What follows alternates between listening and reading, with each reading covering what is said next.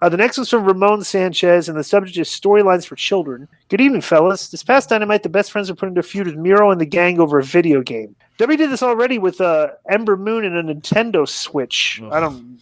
Yeah, we watched that clip.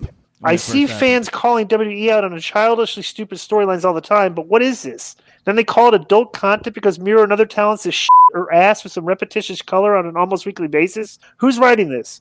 Is it TK or the best friends? And at what point will the hardcores realize that there needs to be a filter and that's Tony Khan's writing booking is inexperienced and lacking? Even with the cluster of veterans and legends on his payroll, they'll shit on Russo all day for his WCW material because he didn't have McMahon as a filter, but Tony Khan is untouchable in their opinion. It's like a kid booking his action figures on international cable TV. No hate here, just a wrestling fan. I just want AEW to get better.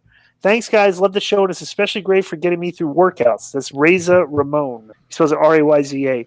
I'm not going to disagree on what you're talking about because like the tone of that show and the writing is based on silliness and just not jokes and comedy, and there's not enough on that show that's based on serious stuff like Cody's stuff. There should be way more of that, and I think that is coming from the writer because you can see the tone of this show is like constant comedy. Like too good. Like, bro, you got a grown man that went ape and got mad because somebody broke his video game. It's like you would think like maybe the guy.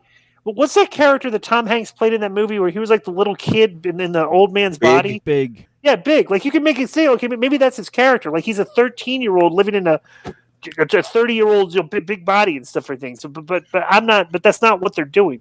But it's like I'm not going to disagree with that. So go ahead. Well, if you listen to the show, we've been constantly talking about the bad booking, underutilization of great talent, rehabilitating talent, and all the shit they criticize WWE about. Not to mention WWE does the same shit. But it's not easy. It's not easy to book, especially if you're not experienced, which Tony isn't. And so he's made a lot of rookie mistakes, but they have a lot of people that like that silliness. You know what I'm saying? I just think there's too much of it. I said on, I think it was the review last week for AEW on the Patreon, that there's games for hardcore wrestling fans, especially the ones that want to be bookers or creative. And one of them's called TEW, one of them's called Promotion Wars.